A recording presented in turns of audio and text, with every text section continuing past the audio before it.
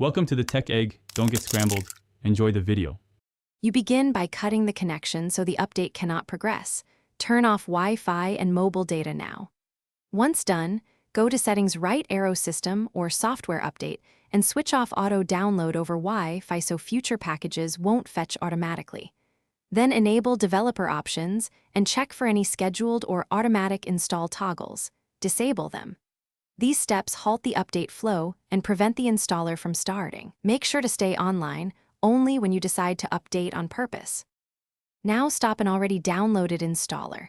Go to Storage and clear cached data and downloaded update files to remove installer packages.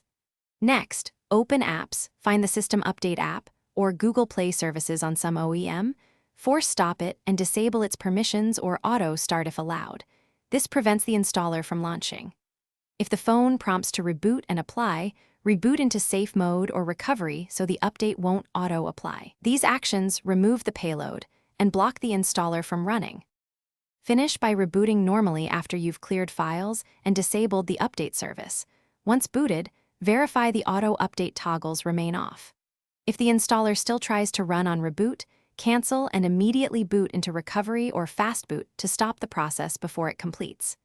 As a last resort, use ADB to sideload a clean image or reflash stock firmware to restore the original OS, only after you back up your data.